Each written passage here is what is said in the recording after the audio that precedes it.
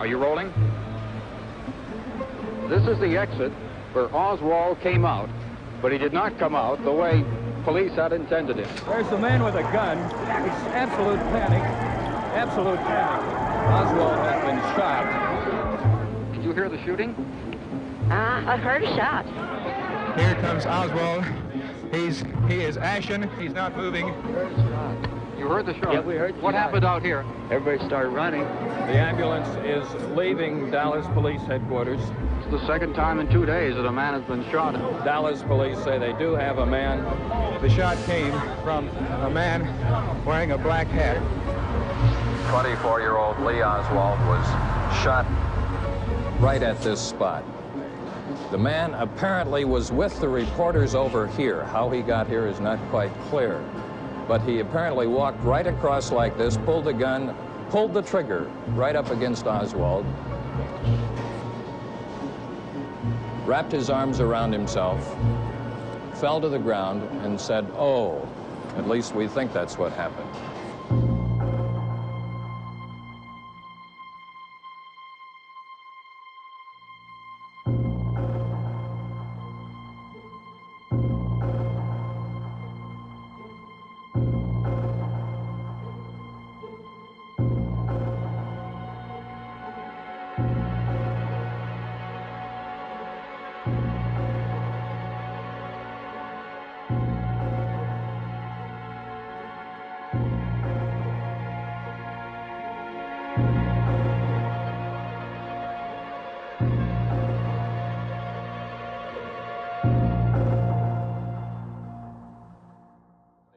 Because I was running out of voice. Okay, is everybody ready? Yeah.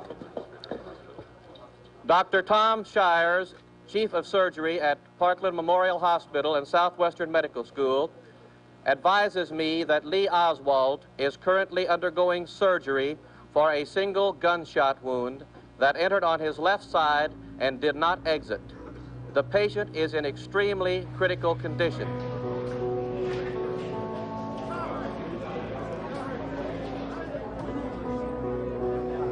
The man who shot Lee Oswald has been identified as Jack Ruby, R-U-B-Y. He runs a place in Dallas called the Carousel Club, which is a kind of a strip joint and nightclub.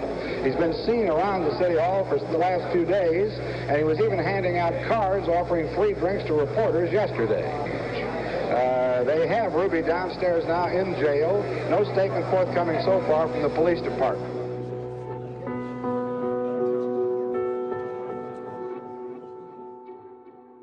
What sort of a person is Jack Ruby?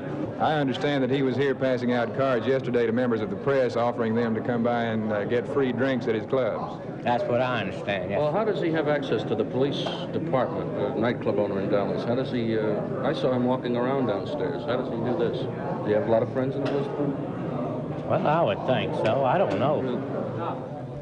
Reporters are now questioning C.A. Droby, the man who has been legal counsel in the past for Lee Harold, that is for Jack Ruby, the man who is now accused of shooting Lee Harold Oswald. C.A. Droby, now down the hall from us here in Dallas City Hall, being questioned by reporters. This is Bob Huttaker. They're not going to bring Ruby down there, obviously, but they are going to make a statement, apparently, by the chief. I think we better break this camera out of here and head for the basement.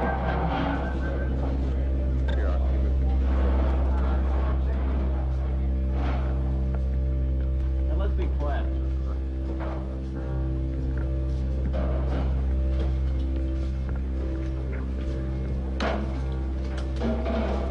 My statement will be very brief. Oswald expired at 1:07 p.m. He died at 1:07 p.m. We have arrested the man. The man will be charged with murder. Who is he? The suspect's name is Jack Rubenstein, I believe. He goes by the name of Jack Ruby. That's all I have to say.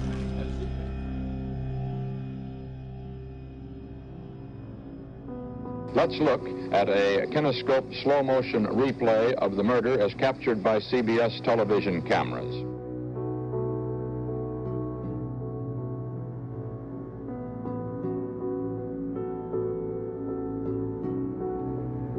Police officers close in quickly, but the fatal shot has been fired. The shooting which forever sealed his lips and may have prevented police from ever getting the full story of what was behind the assassination of the President of the United States.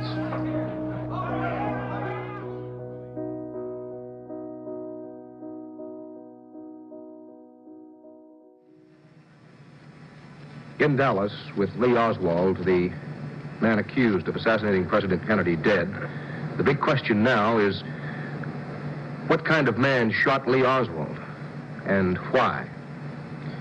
We have in the studios of our affiliate station KRLD TV here in Dallas, Bill DeMar, who is a nightclub MC, a comedian by profession. Bill worked in the nightclub owned by Jack Ruby. Do you know anything about Jack Rubenstein's political philosophies? No, he never spoke about anything when we go for breakfast afterwards or anything. The only thing he talked about was business. Did you ever hear him say anything about President Kennedy? Never. Do you know Lee Oswald? Have you ever seen him? To my knowledge, if I recollect correctly, I saw him in the audience last week. Lee Oswald in the audience at Yes. the club, at the Yes. Carousel Yes. Club, which is owned by Jack Rubenstein? Yes. Did Jack Rubenstein speak with Oswald, to your knowledge? No, I didn't see him. I don't think Jack even knew he was in there. You don't think Rubenstein knew that Oswald was in the club? It's such a strange coincidence that he would be in the club. Do you think it possible that Rubenstein knew him? I don't think so. I don't know for sure. He is the accused, Jack Ruby. They're making room for him now as he's coming down this hall, which is all so familiar to all of us. He's looking down. He is handcuffed. He's going to be taken upstairs to the jail.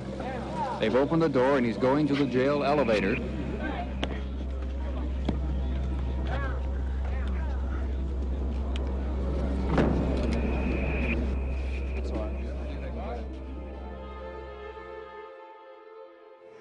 Jetta, how long did you know Jack Ruby? I knew Jack Ruby for approximately 4, 5, 6 months. In what relationship?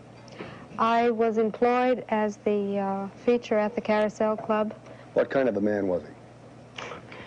Jack Ruby was a fanatic. He was a very nervous man, a very violent man. He would cause hassles and harassments and always running around, very energetic. Would you say he had a violent streak in him? Oh, yeah, very much so. Yes, he would get carried away by something and lose all rational thinking. He would just go off, zoom, and just, he had to prove something. He had to be somebody.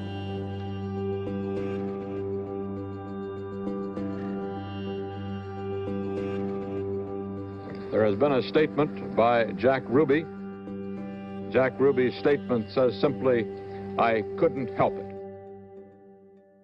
In tribute to the memory of John F. Kennedy, the CBS television network presents a special program. The New York Philharmonic, with Leonard Bernstein conducting, performs now the Second Symphony, The Resurrection, by Gustav Mahler.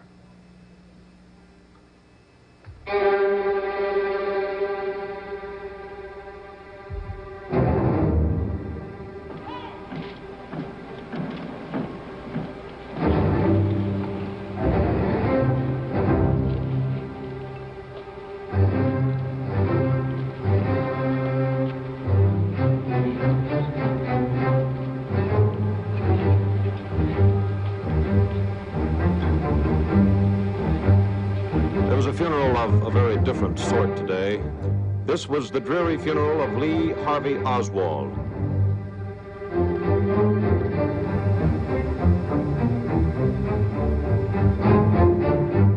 The 6 pallbearers you see here are newsmen. There were not enough relatives or friends on hand to serve as pallbearers.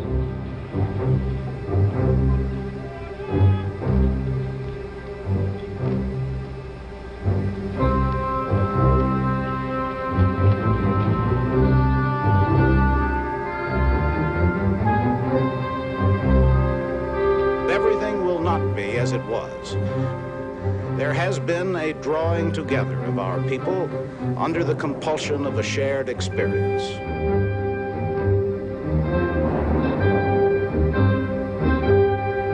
It's a bizarre story, this strange interplay of fate which somehow interlocked the destinies of John Fitzgerald Kennedy, Lee Oswald, and Jack Ruby. But what Jack Ruby did has not solved the assassination of John F. Kennedy.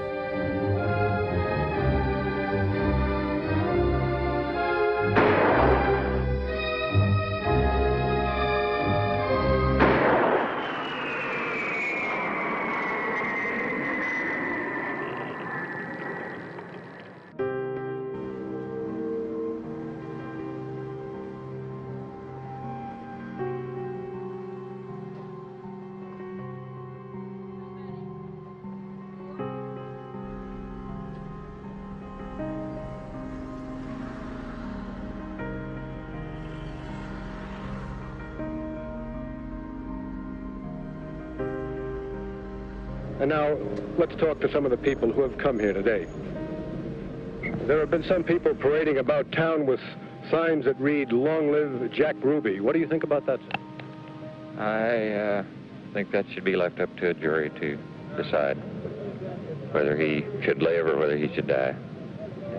What do you think about the shooting of the suspected assassin, Lee Oswald? I think it is extremely regrettable. I believe the dignity of our country would have been preserved if he had had the right of trial by jury, which is what President Kennedy stood for.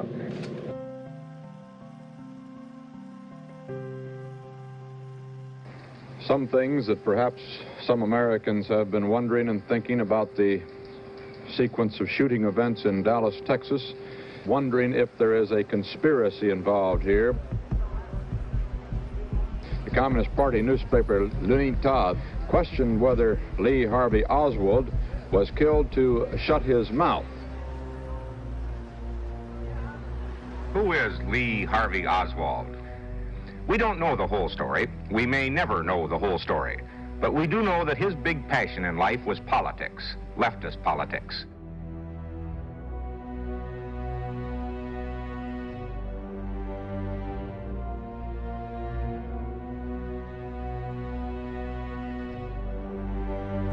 We advocate restoration of diplomatic, trade, and tourist relations with Cuba. He was born in New Orleans in 1939. Oswald was enrolled at Beauregard Junior High School, and his records there indicate that he was a poor student, making his best grades in art courses and civics. But several girls, now married women, who attended junior high school with him, remember him. He did best in civics and art while he was at Beauregard, and we a lot of times associate an artist with a nonconformist, a person who doesn't dress or act like other people. Did this kind of fit the description of Lee Oswald? Yes, it did. He was kind of like, well, he was like an oddball. He just didn't mix with others. What I remember, I mean, he was a good student and wasn't a troublemaker. He seemed more like a bookworm. Yeah. Last August 16th, Oswald and an unidentified young man distributed pamphlets promoting the Fair Play for Cuba Committee on a New Orleans street corner. Not too many people seemed interested. A week before, Oswald got into a fight with 3 Cuban exiles because of the leaflets and was charged with disturbing the peace.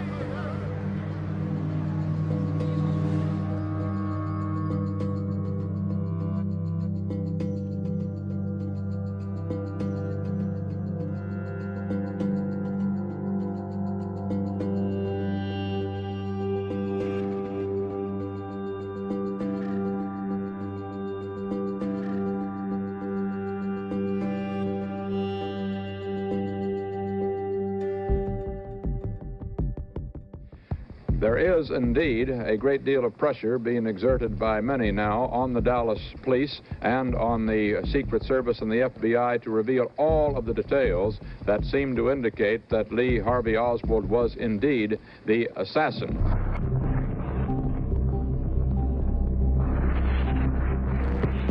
And of course I realize how tough it must be now for the president. All right, now your suggestion is that he appoint a special commission of distinguished Americans, primarily in the field of law, I presume, to look into the whole question of the assassination. That's right. World opinion and American opinion is just now so shaken by the behavior of the Dallas police that they're not believing anything.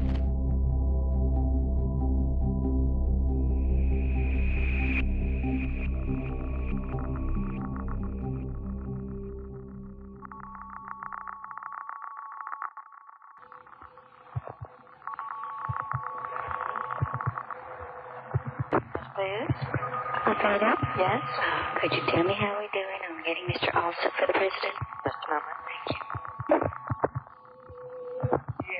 Will order during the day a state court of inquiry headed by the Attorney General. You mean somebody from outside Texas? Well, they're going to have FBI from outside Texas, but this is under Texas law.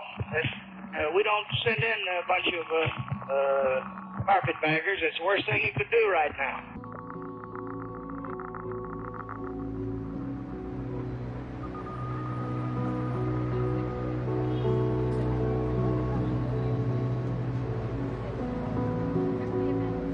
Well, no, I'm not ashamed of Dallas.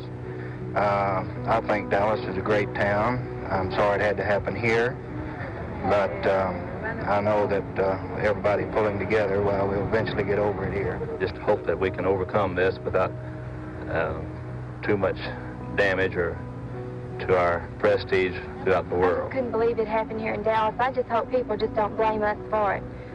I don't see how anyone could have caused this terrible heartbreak in our city.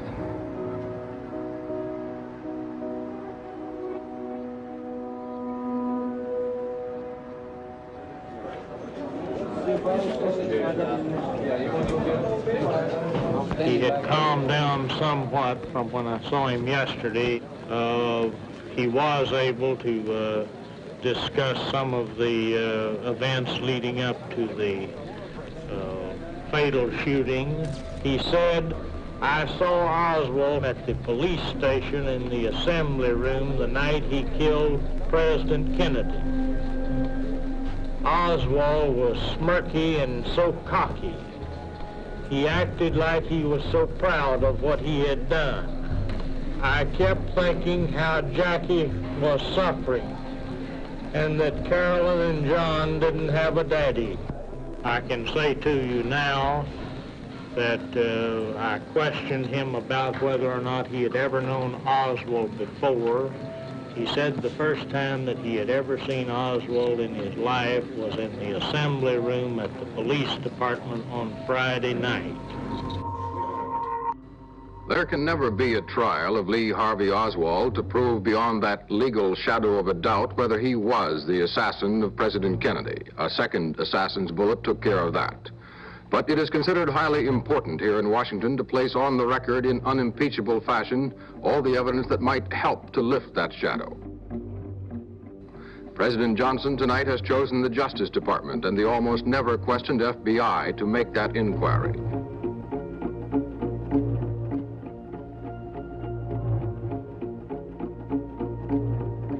The window on the left, on the other side of these boxes, is the one used by the assassin.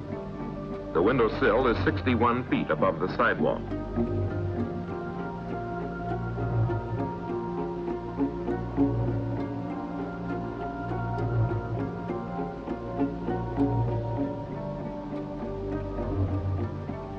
This view of the simulated motorcade is through a 4-power 18mm Ordnance Optical Incorporated rifle scope, the same make and model scope that was used by the assassin. Tests indicated that 2.3 seconds was required to operate the bolt-action rifle between shots. There will be a beep tone at 4.8 seconds, which is the shortest time span in which the assassination could have occurred.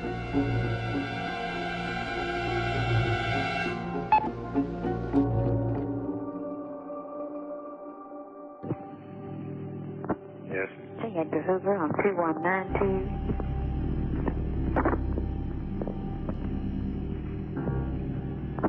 I've seen the reports on the Senate investigating committee that they've been talking about. Well, we think if we don't have, I want to get by just with your filing your report. I think it'd be very, very bad to have a rash of investigations. Well, the only way we can stop them is probably to appoint a high level one to evaluate your report. Yeah. And to put somebody that's pretty good on it from that I could select out of the government and tell the House and Senate not to go ahead with the investigation. Yeah. Because we get up there and get a bunch of television going, and I thought it'd be bad. It'd be a three-ring circus.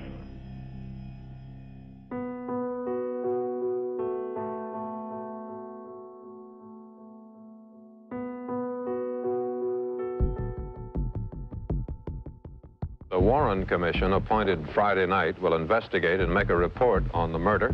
As yet, it has said nothing about how it will proceed or when.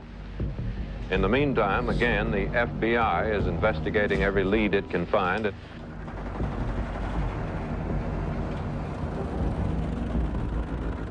One angle being thoroughly investigated is a possible link between the alleged presidential assassin, Lee Oswald, and his accused killer, Jack Ruby.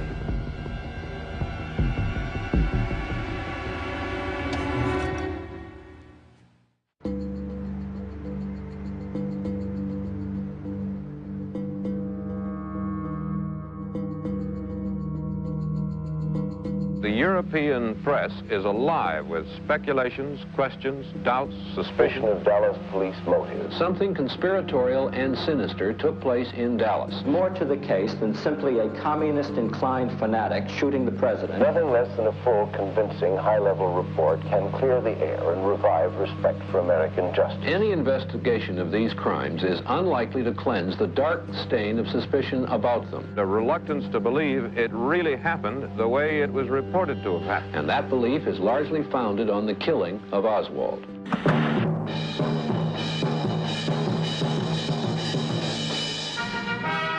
This is another in a series of TV8 reports. Tonight's subject, the defense of Jack Ruby. The next chapter in this awesome tragedy is the defense of Jack Ruby in a court of law by a battery of attorneys headed by one of America's most famous trial lawyers, Mr. Melvin Belli of San Francisco. Now, Mr. Belli, it has been announced that Ruby will plead not guilty by reason of insanity. With so many millions having actually seen the crime on television, do you think that Ruby has a chance of a really fair trial anywhere with an unprejudiced jury? Sure he does. You don't appreciate the capacity of an American jury to put things out of their mind that a judge tells them to put out of their mind. Will you insist that the jurors that you do not challenge not have seen this crime performed on TV? You've only got a couple of weeks to wait and you'll get a complete answer to all of this. Judge Joe B. Brown's 3rd District Criminal Court had another overflow crowd.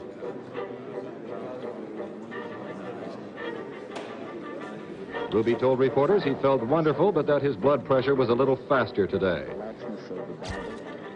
Belli's main witnesses were doctors. A psychologist said he tested Ruby and found Ruby probably had a physical brain disorder which could cause a confused and explosive mental state, and did not know the nature of his act when he shot Lee Oswald in the basement of the Dallas City Hall. The district attorney claims Ruby knew what he was doing when he shot Oswald, and to quote Assistant DA William Alexander, he did it to win fame and make $1 million.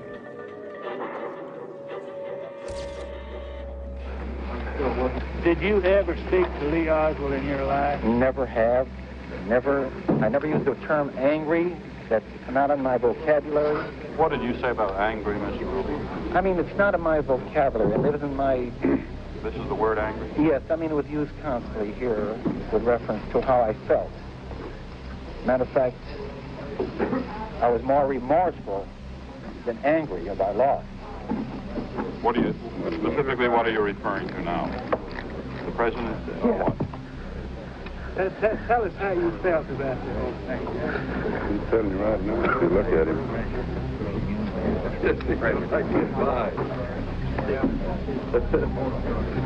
I couldn't understand how great man like that could be lost. Can't understand how a great man like that can be lost. Those words from Ruby.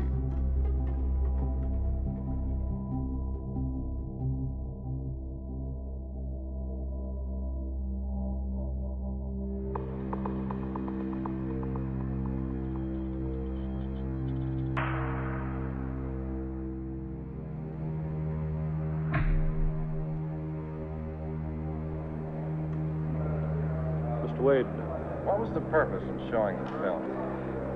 Well, we thought it was important that the jury, I guess the first murder case you've ever had films of, and thought the jury draw their own conclusions of what Ruby is doing and what all the officers were doing that have been testifying here. The believable, dependable medical evidence to the effect that Jack Ruby had psychomotor epilepsy at the time he shot Harvey Oswald. Do you think there's no other way to explain it? The man. Action takes over. He was almost in an automatic state at that time. Jack Ruby was about the last man in the United States to view Jack Ruby's act on this late, late show. Maybe he had a mental blackout when he fired the shot, as his lawyers contend. Maybe he had a motive of a kind. A police sergeant said today that Ruby had said in his hearing that he wanted the world to know that Jews do have guts. This is Bob Walker reporting from the Dallas County Courthouse. The jury is ready in this famous Jack Ruby murder trial. They have reached their verdict.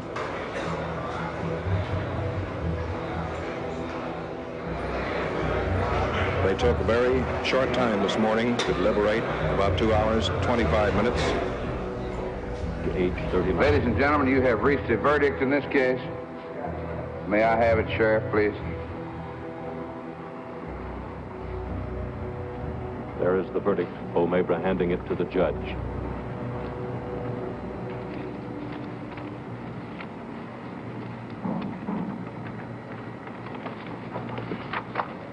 We, the jury, find the defendant guilty of murder with malice as charged in the indictment and assess his punishment at death.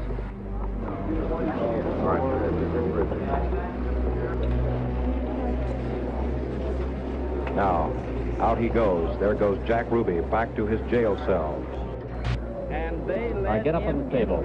Melvin Belli here is addressing newsmen, giving him some knows.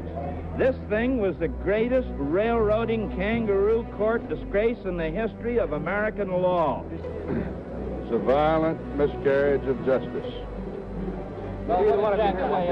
Anything else to add to that, Mr. Donahill? I'm about to throw up.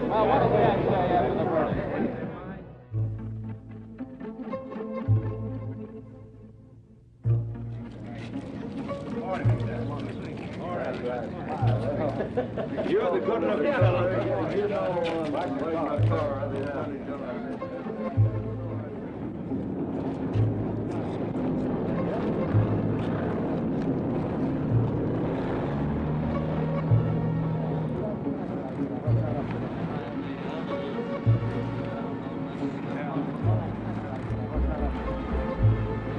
Let's see, the time of day was about, well, we're not very far from 2 hours from it.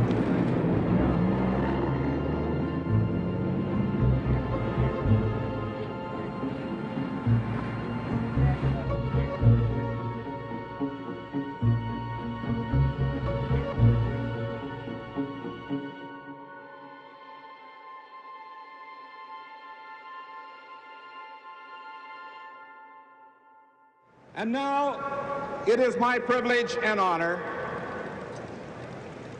to introduce the man who stood closer to him in times of crisis and in times of fun than anyone else, his brother, Robert Kennedy.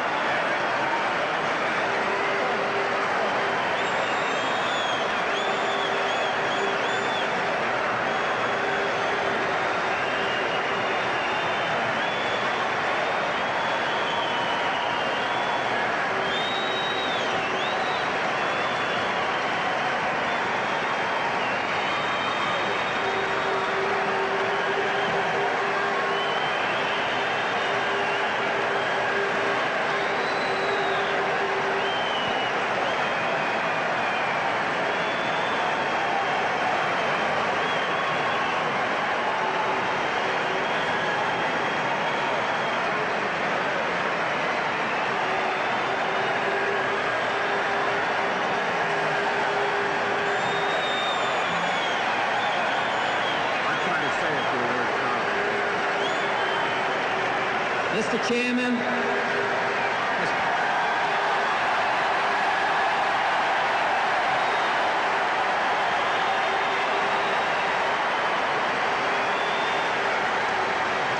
Mr. Chairman.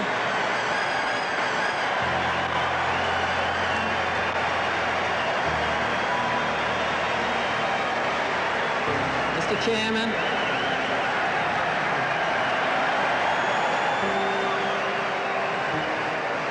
Mr. Chairman.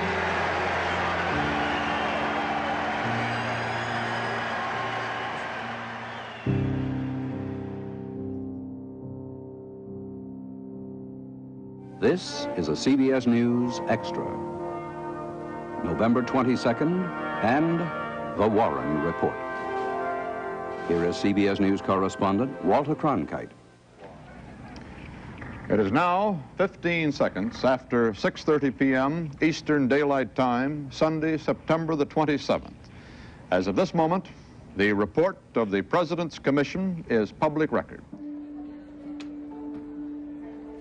First must come the answers to the two great overriding questions. Who killed John F. Kennedy? The Commission answers unequivocally, Lee Harvey Oswald. Was Oswald acting alone, or was he a member of a conspiracy? The Commission answers he acted alone. Oswald was never tried for any crime, and perhaps therefore there will forever be questions of substance and detail. We are the jury, all of us. Recording date 12/1964, take 2.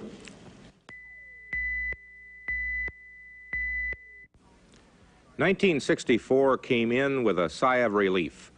Relief that the year had ended in which President Kennedy was killed, and that there could be new beginnings.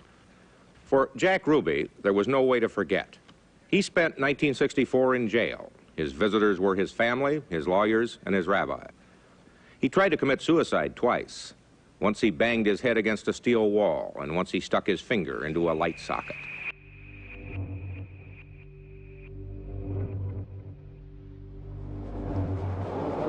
The world will never know the true facts of what occurred, my motives.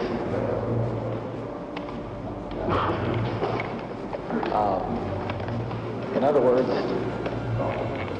I'm the only person in the background that knows the truth.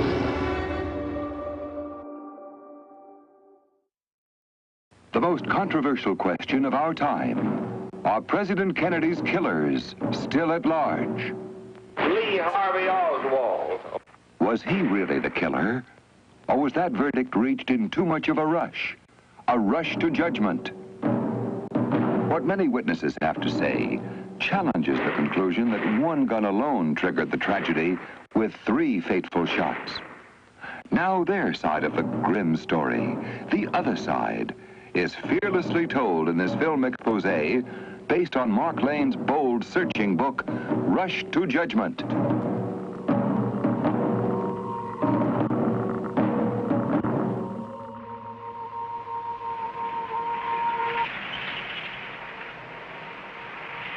And where did you hear that third shot come from? Right over about 20 or 30 feet from the other end of that little picket fence. Can we walk this way now that you went on the 22nd? No, we can walk that way right now. Fine.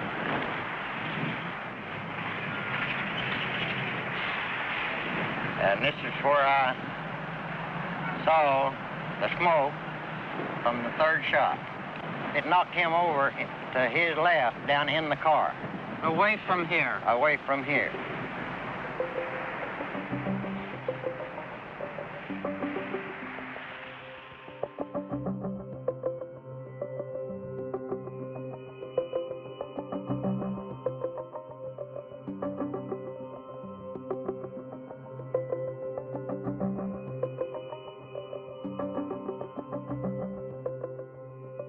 Did you ever know Oswald before? Never have known him or seen him before. Is there any truth to all the stories that Oswald had did in your club or anything? None whatsoever. It's just fabrication.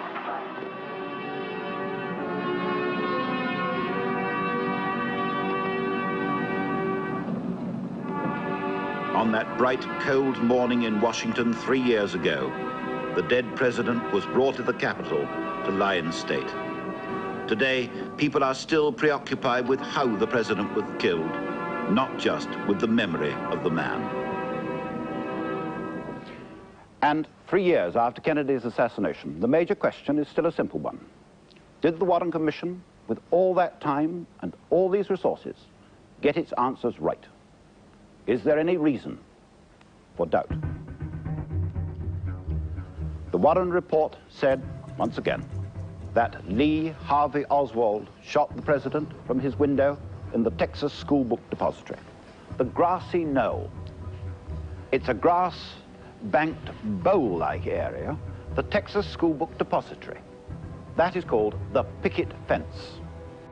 And this, as we come down, is an important spot.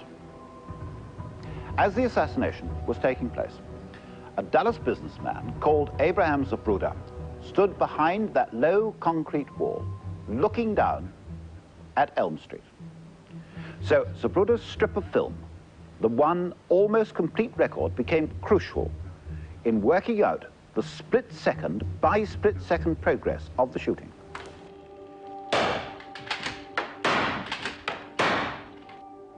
Either the president and Governor Connolly were hit by separate shots, fired within 1.3 seconds of each other, or by the same shot, and they just reacted at different times. Here are two models to give you some kind of an idea of what the bullet actually did and where it went. The Warren Commission said that one bullet hit Kennedy at the back of his neck. It passed through his throat and nicked his tie as it came out. It then went on into Governor Connolly's back, smashed through Connolly, smashed a rib, and came out below his breast, just below the nipple. And it wasn't finished yet. The bullet then hit his right wrist, tore through part of it, and then lodged in his left thigh. And this is the bullet that was supposed to have done all this. The condition of the bullet, the critics call it the pristine bullet because it was so unmarked, must be part of any proof or disproof of the one bullet, the single bullet theory. And so must the wounds. 9 wounds, 4 to President Kennedy, 5 to Governor Connolly. Commission counsel Rankin stated, to say they were hit by separate bullets is synonymous with saying that there were 2 assassins. But 2 assassins did not fit, so a new assumption was made. 1 bullet struck both the president and the governor. A 1 bullet, 2 victim theory. Necessity dictated that the theory become a conclusion.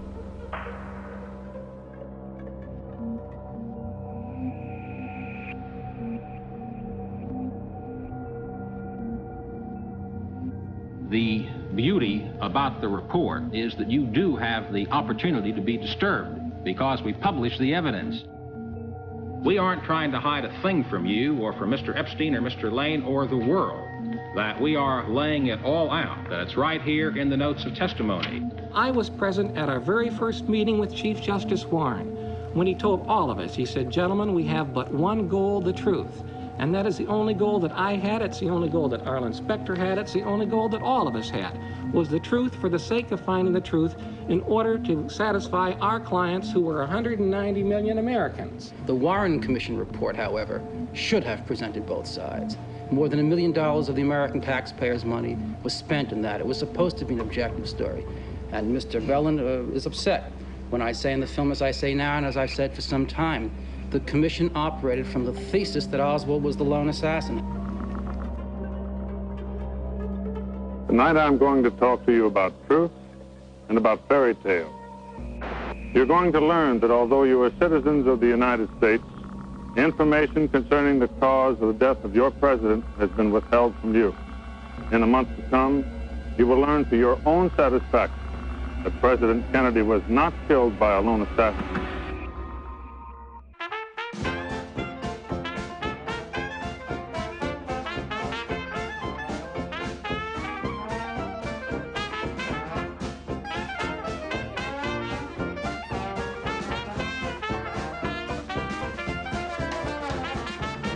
Big Jim Garrison, district attorney, off to the courthouse.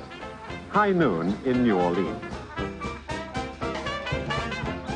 The DA who sets out to clean up rackets and crooked politics is a heroic American theme.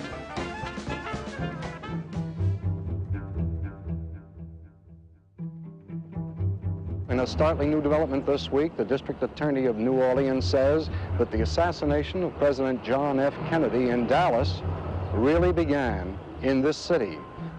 We have been investigating the role of the city of New Orleans in the assassination of President Kennedy, and we have made some progress. It is inevitable that there will be arrests and that there will be charges. The first arrest has been made in the investigation of the New Orleans District Attorney's Office into the assassination of President John F. Kennedy. Arrested this evening in the District Attorney's Office was Clay Shaw, age 54, of 1313 Dauphine Street, New Orleans, Louisiana. Mr. Shaw will be charged with participation in a conspiracy to murder John F. Kennedy.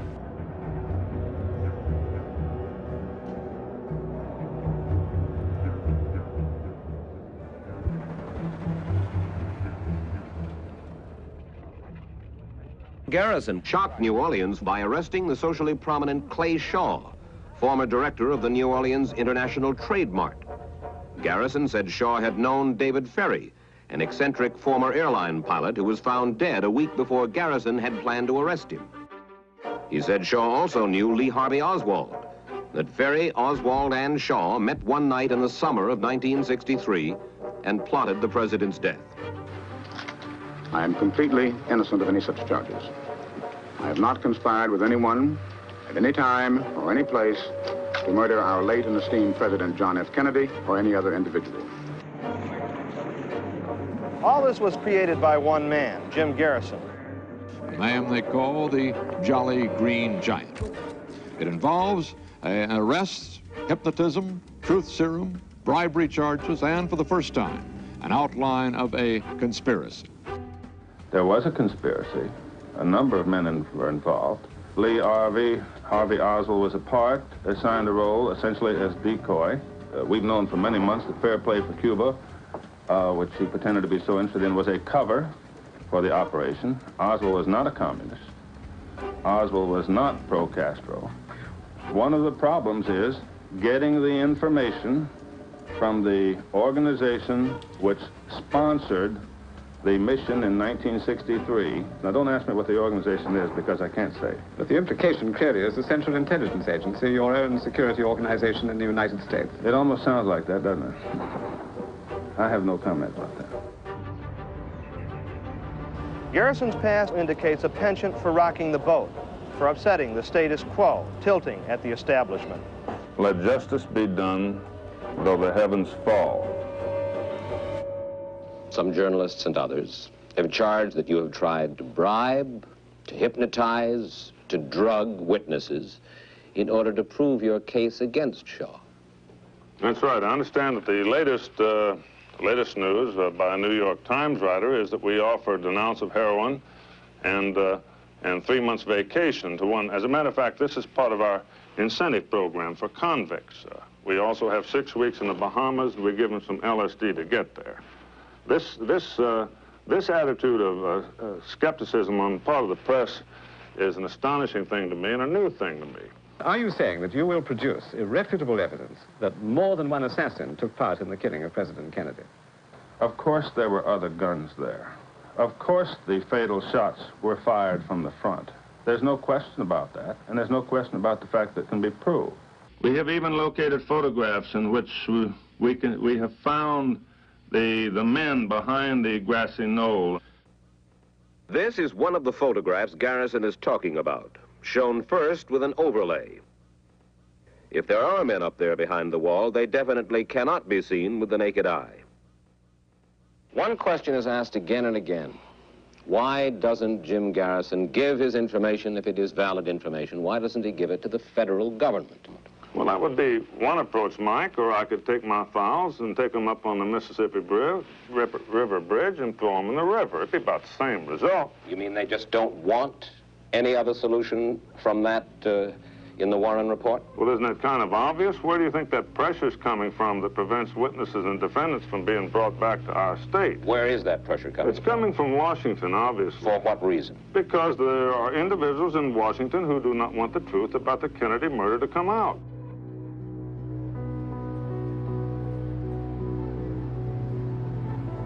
I don't think that all the facts were brought out. I think something was held back.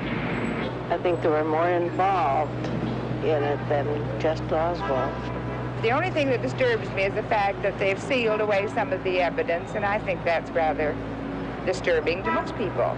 I don't know how in the world they could ever reach a conclusion that one person assassinated him. This is ridiculous. I saw the whole thing on television. I just happened to be home at that time. And I don't think that Oswald, I think that he was working for the CIA.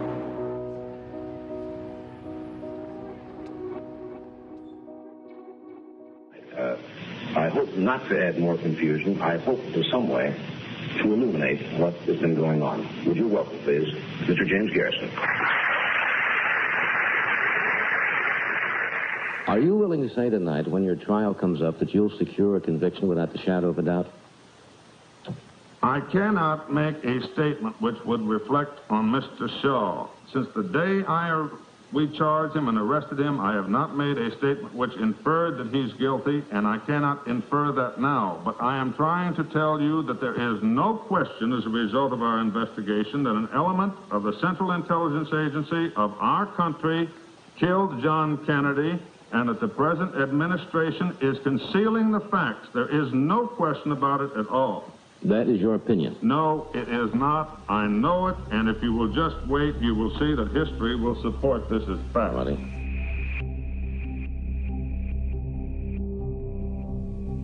Direct from our newsroom in Washington, in color, this is the CBS Evening News with Walter Cronkite and Russ Hodge in Memphis, Tennessee, Bernard Kalb in Saigon, and Bert Quint in Khe Sanh, South Vietnam.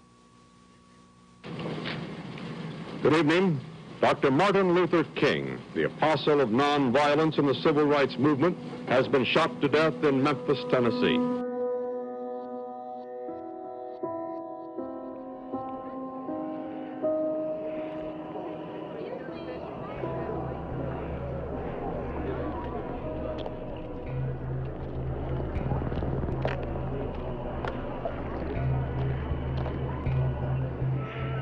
Join again, we'll get ready to move on.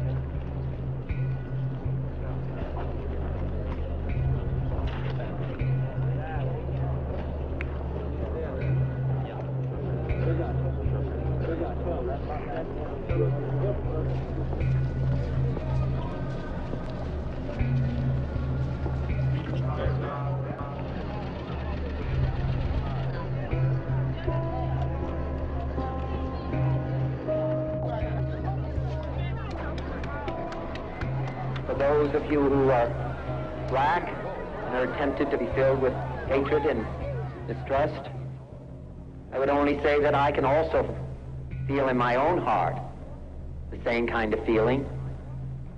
I had a member of my family killed, but he was killed by a white man. But we have to make an effort in the United States. We have to make an effort to understand, to get beyond or go beyond these rather difficult times.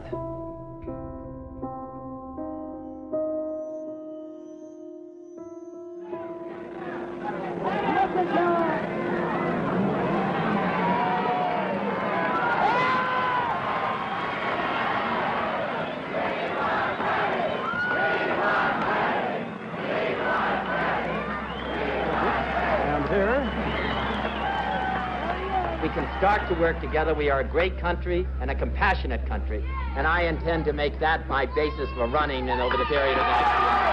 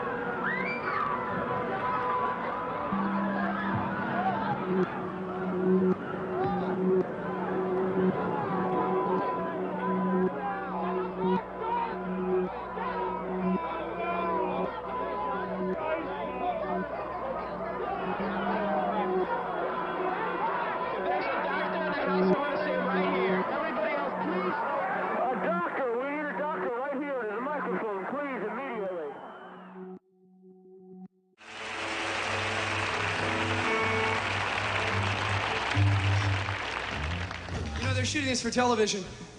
I'm sure that they'll edit this out. I want to say it anyway, even though they will edit it out. When President Kennedy was killed, he was not killed by one man. He was shot from a number of different directions by different guns. The story has been suppressed. Witnesses have been killed. And this is your country, ladies and gentlemen.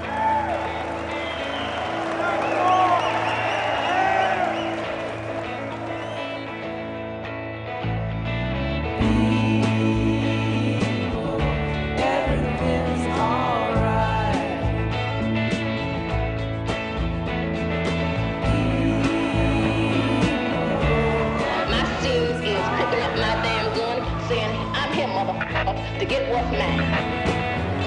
Everything's in purpose, everything.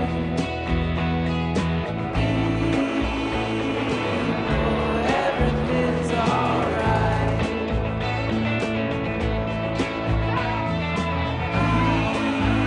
First John Kennedy, then Martin Luther King, now Robert Kennedy. Who's next?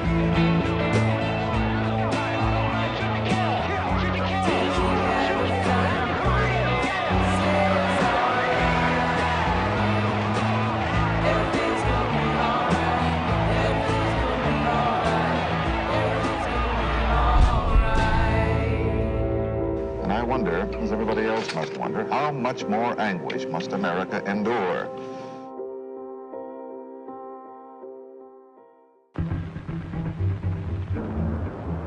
The trial of Clay Shaw for allegedly conspiring to kill President John F. Kennedy has been a long time coming. This is a scale model of the courtroom that will see not only Clay Shaw, but also the Warren Report put on trial.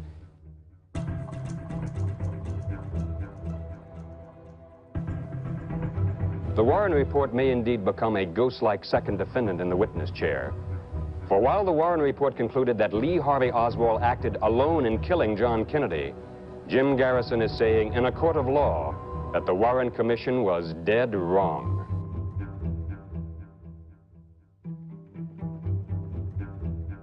District Attorney Jim Garrison told the world that retired New Orleans businessman Clay Shaw had conspired with Lee Harvey Oswald and others to assassinate the President of the United States. Exactly 2 years after Shaw was arrested, a New Orleans jury rejected Garrison's conspiracy theory and pronounced Shaw innocent. You believe Mr. Garrison simply used you in order to get the Warren Commission testimony? In large measure, yes. Definitely, sir. Well, I tell you, I felt there 2 or 3 times that I didn't know who we were trying. I thought we were trying the FBI, the Secret Service, the Warren Commission, and every once in a while we'd get back to Shaw. Today's edition of the New Orleans States Item calls for Garrison's resignation. And Garrison, who left the court before the verdict was announced, has been unavailable for comment. Ed Rabel, CBS News, New Orleans.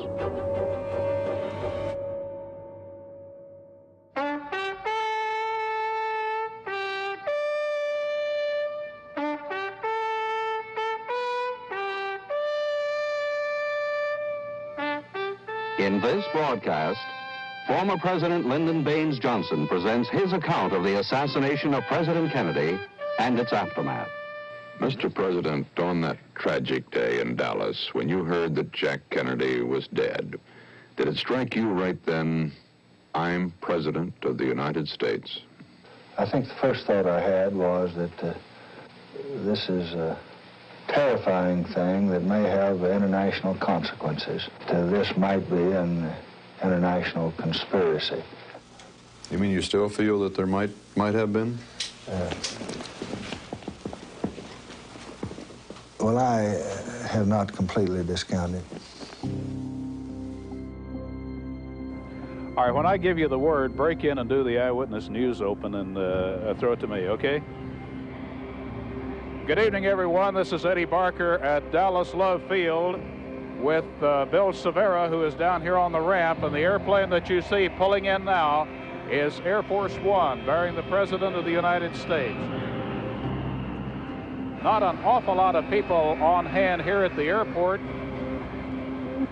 The door is opening now, and here comes the President. I see him back there back in the door. Here he comes down the steps. Mr. Nixon, and a big wave of the hand. That's Congressman George Bush, who is with him. You know, you got to come to Texas to see a wonderful crowd of young people. We'll have him here for you. All right, you better get down. Good to see you. Good to see you later. The President make just a few remarks.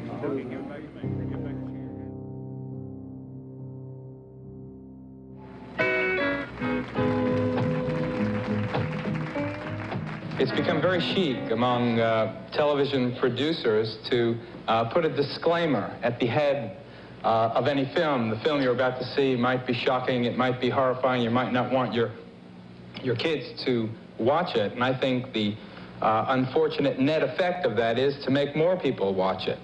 Well, I'm telling you right straight out that if you are at all sensitive, if you're at all queasy, then don't watch this film. Just put on the late night movie because this is very heavy. It's the film shot by the Dallas dress manufacturer Abraham Zapruder, and it's the execution of President Kennedy. And Bob and Dick, would you please narrate what we're seeing as we show this film? They're going to make a left-hand turn. Okay, so the cars are coming along now into Dealey Plaza? Yes, these are the lead motorcycles of the motorcade. All right, now with the President and Mrs. Kennedy is also Governor Connolly. Right. Now, before he goes behind the sign, the President is waving to the crowd. When he comes out from behind the sign, he is shot, then Governor Connolly is shot. He's already been hit? He's already been hit. And now? At the bottom of the screen, the headshot. That's the shot that blew off his head. It's the most horrifying thing I've ever seen in the movies. Now, the Warren Commission said that all of the shots were fired from behind by Lee Harvey Oswald, a lone assassin, firing at the President. And as you can see, clearly, the head is thrown violently backwards, completely consistent with the shot from the front, right. That's the most upsetting thing I've ever seen. We'll talk about it in a minute.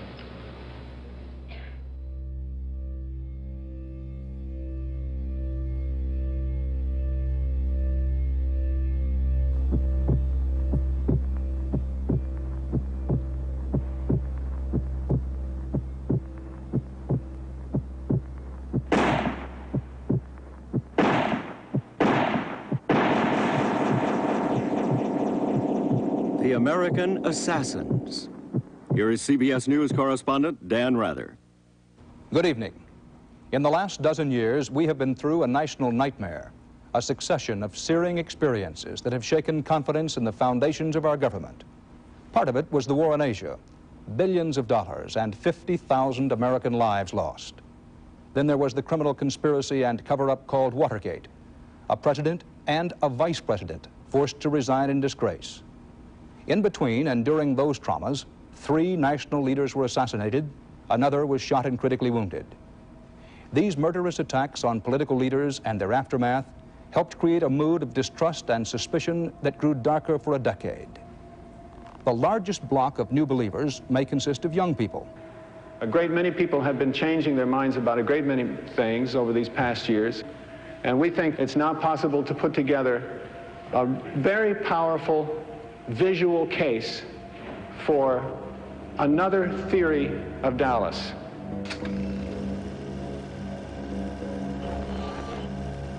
And then the fatal headshots. 2 shots, hitting him simultaneously.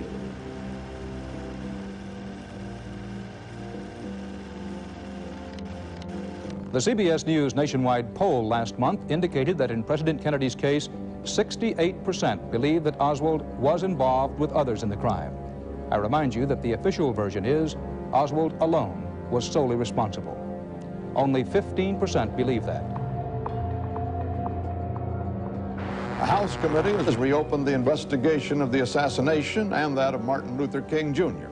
The Congress has created a select committee to conduct new investigations of both murders. Director Richard Sprague says that no witness, no document, and no avenue will be left unexplored. Due to the mature subject matter of the following broadcast, parental guidance is suggested. Some of the names and events have been changed to make the program more entertaining. In a moment. In a moment, Lee Harry Oswald, the man Houston police say shot President John F. Kerry, will be brought down this corridor toward an awaiting car. He will be under heavy federal and state guard. Wait, a man has just jumped out of the crowd. An overweight man has...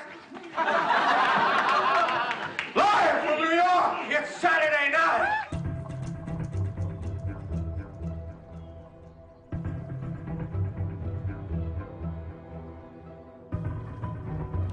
In Washington today, a committee of the House of Representatives begins public hearings into the assassination in 1963 of John F. Kennedy. There will be expert testimony about the autopsy, the murder weapon, and the direction from which the bullets came. Committee sources don't expect them to solve all the mysteries about the Kennedy assassination, but the committee does expect its scientific evidence to settle once and for all whether there was a single assassin or whether another gunman was there that day in Dealey Plaza.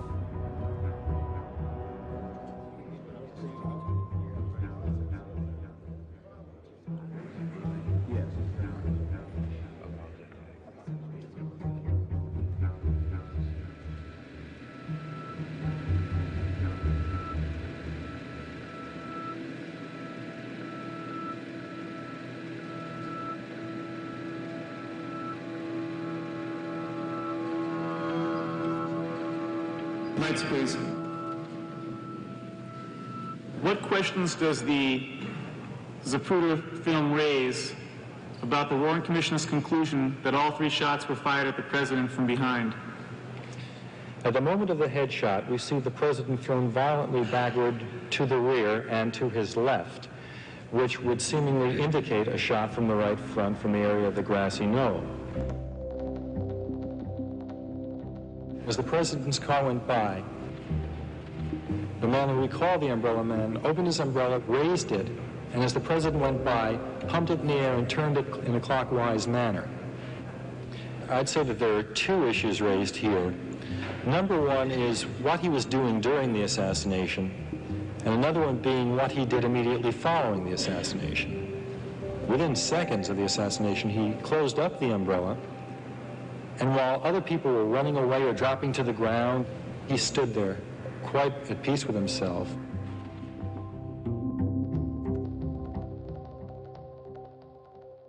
So far, the committee's 9 experts agree unanimously that one bullet entered President Kennedy's back and exited through his throat. There's also unanimous agreement that the fatal shot entered the back of his head and came out the front. But committee experts are not unanimous on another key question. Could this single bullet have gone through President Kennedy's back and neck and then have smashed through Governor Connolly's back, wrist, and thigh? The Warren Commission said yes.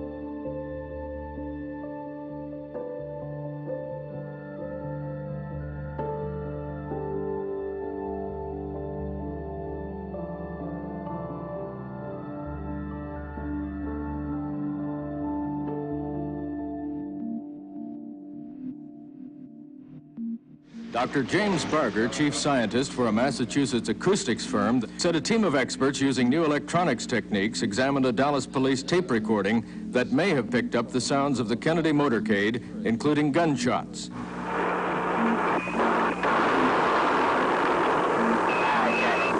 Suggesting the probability of 4 shots, too closely spaced to have come from a single assassin, and that one shot may have come from the grassy knoll at the front of the motorcade. And it's about equally likely that that is a false alarm. And therefore, it's about equally likely that there were 3 shots. Conspiracy theorists claim that a mystery man seen opening his umbrella as the shots rang out was signaling a gunman, or that the umbrella itself was a weapon. The committee located not only the umbrella man, Lewis Witt of Dallas, but the umbrella itself, still in Witt's possession. Did the umbrella in your possession on November 22nd, 1963 contain a gun or a weapon of any sort? No. Chairman Lewis Stokes ordered the umbrella open to prove it is not a weapon. Maybe you ought to turn that way with it.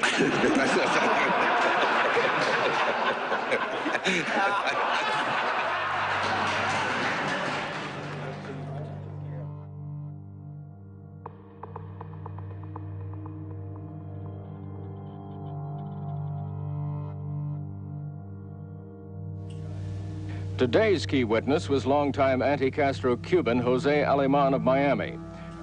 Aleman told the committee today he met with Trafficante in Miami in June or July 1963. Trafficante, once a major gambling figure in Havana, was jailed there for several months after Fidel Castro seized power and closed the mafia-operated casinos. Well, he said, Jose, he's not going to be reelected. You don't understand me.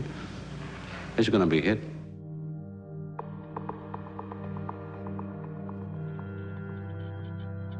Good evening. A congressional committee has concluded that President John Kennedy and civil rights leader Martin Luther King Jr., both of them, were probably killed as the result of conspiracies. The committee's summary of findings says that its evidence establishes a high probability that two gunmen fired at the motorcade, one from the grassy knoll firing a shot that missed, the other Lee Harvey Oswald, who fired the shots that struck the president from the Texas School Book Depository. And according to the committee, individual members of anti-Castro Cuban groups and individual members of organized crime may have been involved.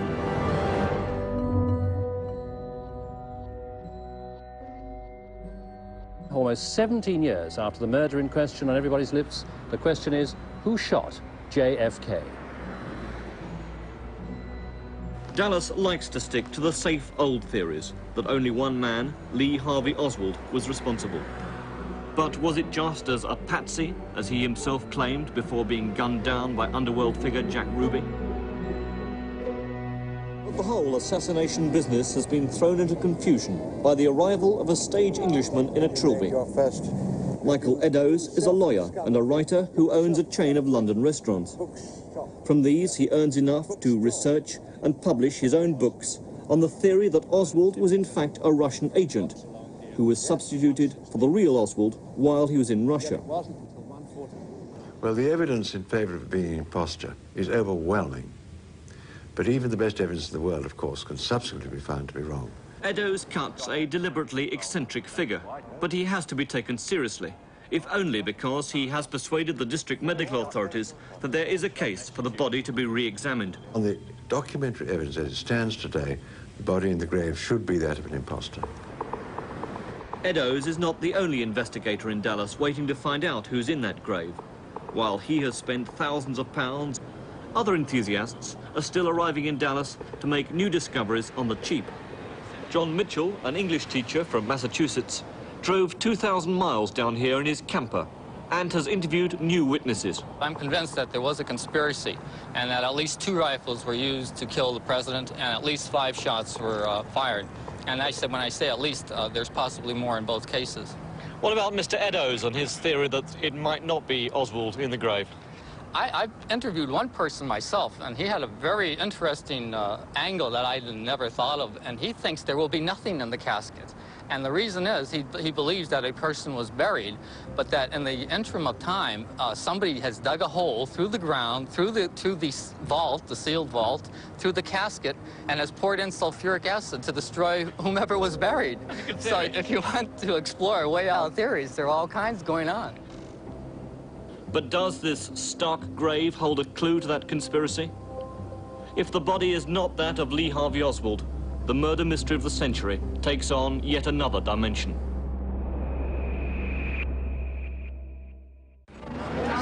Ladies and gentlemen, let me officially welcome you to Dallas. I will be showing you some things, both of historic interest and just some plain old fun things as well. The 35th President of the United States, John Fitzgerald Kennedy, was here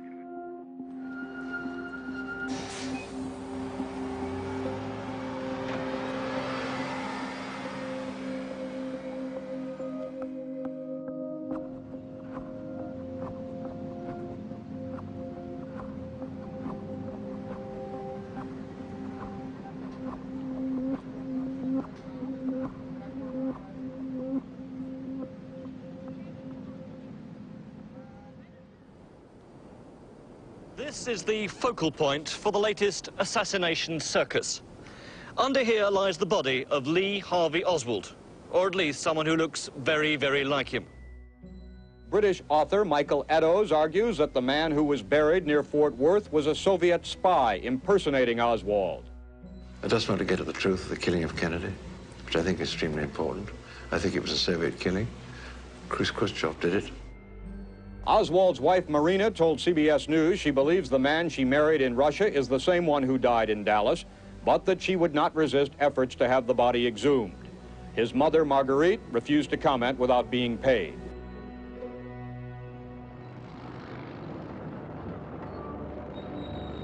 Shortly after dawn, the digging began.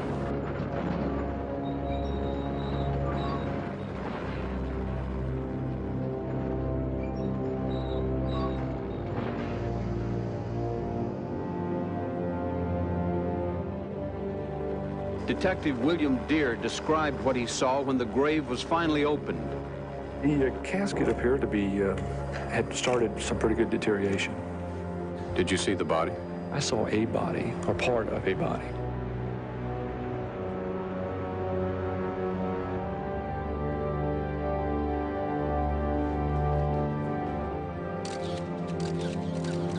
The findings of the team are as follows.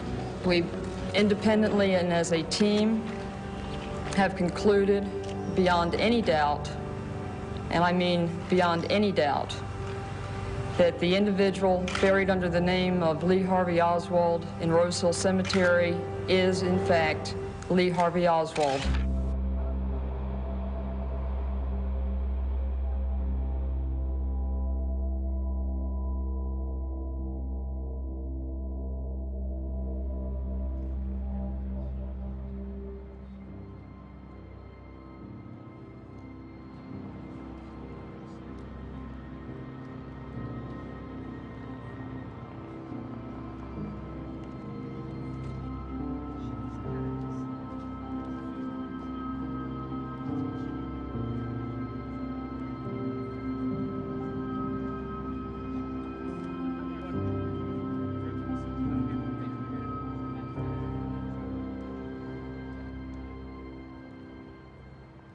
"25 years after John F. Kennedy was killed in Dallas, the mystery of his assassination and the fascination with that mystery both remain strong.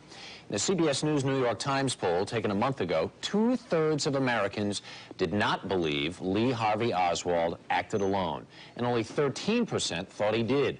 And more than 60% thought there was an official cover-up to keep the public from learning the truth. I eventually came to the conclusion that Oswald did kill President Kennedy.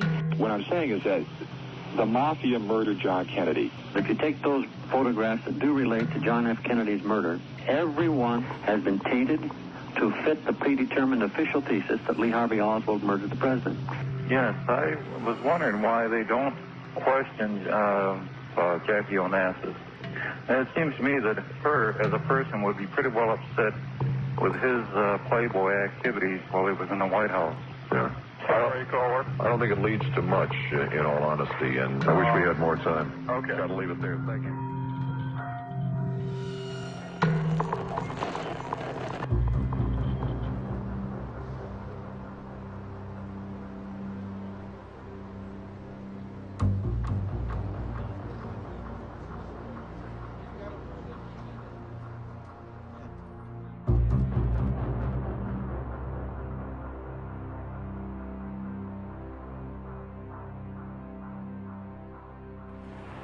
I had been panning shots through here so that I could get whatever was going to come down the street.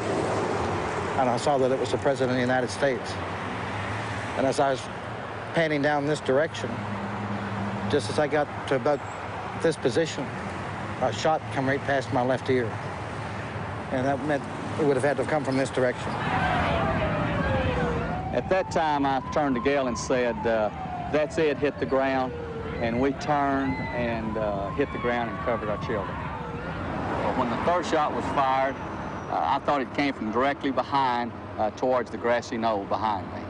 I based that primarily on the third shot from what I saw of the side of the president's head coming off and from the sound of the rifle, the report of the rifle. I will always believe that the man that shot President Kennedy was standing somewhere in the picket fence area, and no one will ever convince me any differently. It doesn't make sense to be hit from the rear and still have your face intact. Well, I am very dead certain at least one shot, including the one that took the president's skull off, had to come from the right front. And I'll stand by that to my death, over my mother's grave.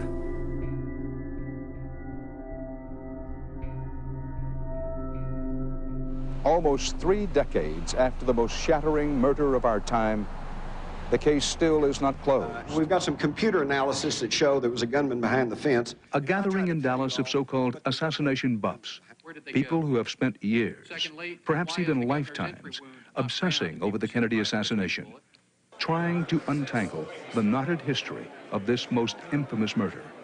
Who killed JFK? Rogue elements within the government teamed up with Cuban exiles. The Central Intelligence Agency killed the President of the United States. It was a conspiracy of one. The one was Lee Harvey Oswald, and he acted totally alone.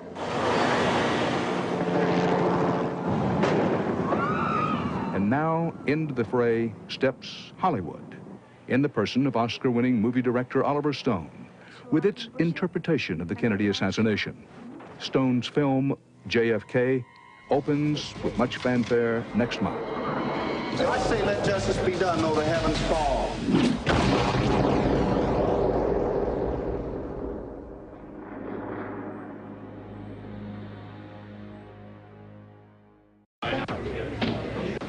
And roll, please. Flash.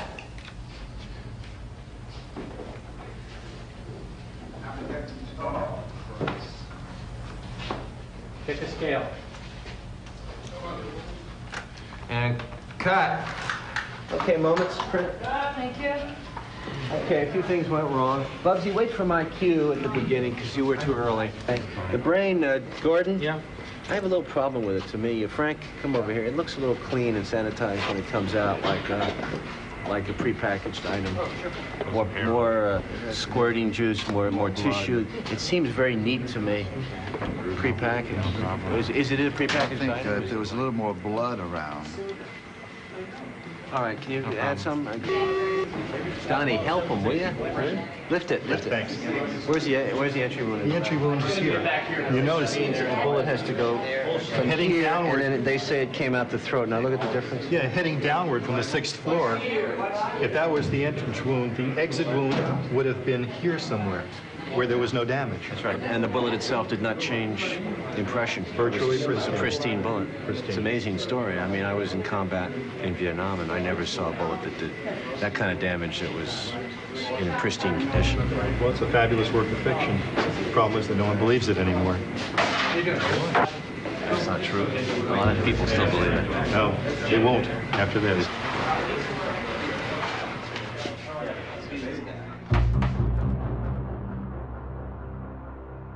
The curtain is finally going up today on director Oliver Stone's long-awaited film about the Kennedy assassination.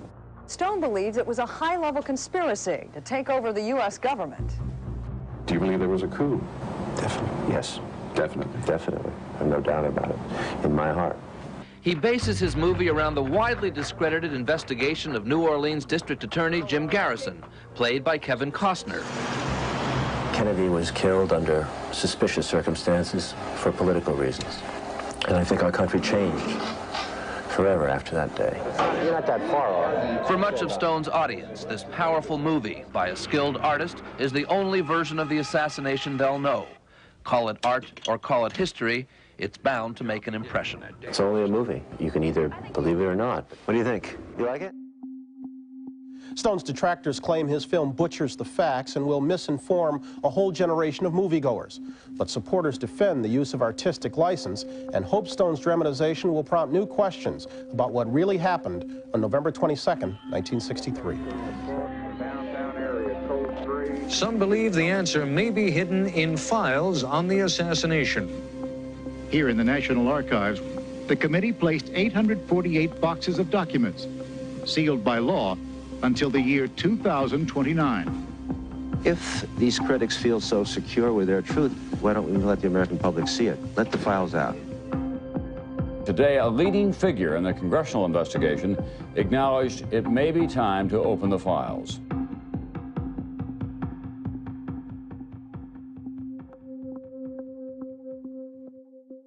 This collection of 800,000 documents at the National Archives contains previously declassified material from the Warren Commission, the FBI, and congressional investigators. One of them is Robert Blakey, a Notre Dame law professor. There is nothing new in here that I have not seen or read before. And some ordinary people have their curiosity aroused. I'm talking mafia, exiles, some CIA, maybe some generals. I think that they in turn killed Kennedy.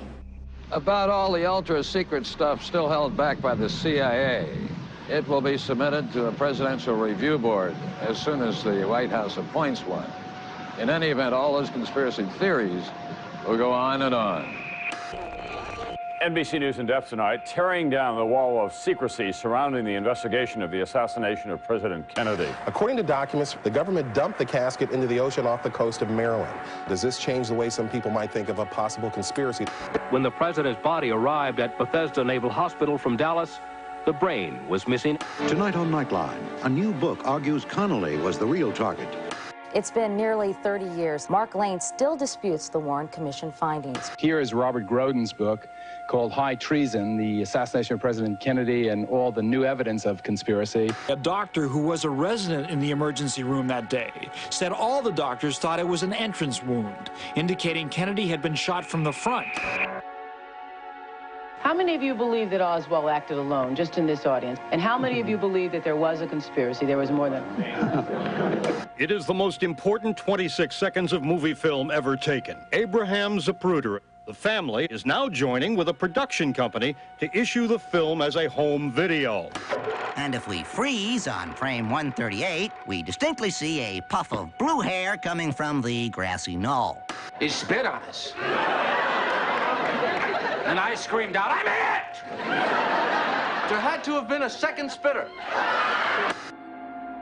They needed to believe that there was more reason to it, and why anyone would have the need to pursue it. But Oswald was different, born angry and depressed. He's gonna shoot the president! Holy smokes, I've gotta do something! All right, Lee, time to become an American hero. Hey, you guys wouldn't be able to tell us who actually killed Kennedy, would you? Passing the Texas school. Barry, do you think we'll ever really know the answer? I doubt it. I think even if somebody came forward now and said I was involved in a conspiracy, a lot of people simply wouldn't believe them. I was in Dallas, November 22nd, 1963. I was the second gunman. I was the second gunman on the grassy knoll. President John F. Kennedy is the target of a video game in which the player assumes the role of Lee Harvey Oswald.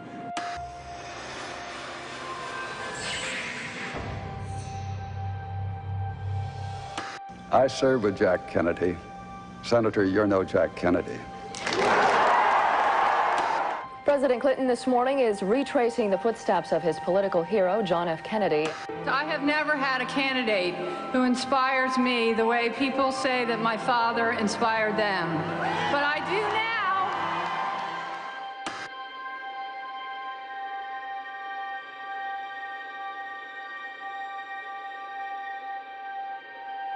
Yeah, I tell you what, it's right about now I'm getting really aware of the magnitude of what took place here. People don't want to let it go.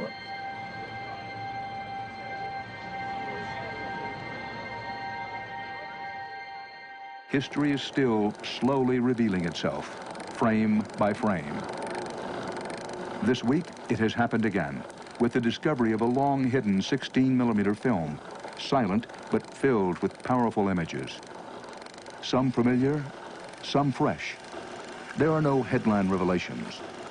Instead, a wealth of new details, large and small. Unusual pictures of the rifle being removed from the crime scene. The new President, Lyndon Johnson, leaving Parkland Hospital just after learning President Kennedy is dead. In a room filled with reporters waiting to see Oswald, there, perched in a corner, was the man who would kill him as the whole country watched, nightclub owner Jack Ruby. And a touching, intimate look at the last moments of the Kennedy marriage. The couple making their way to the car that would carry the young president to his death.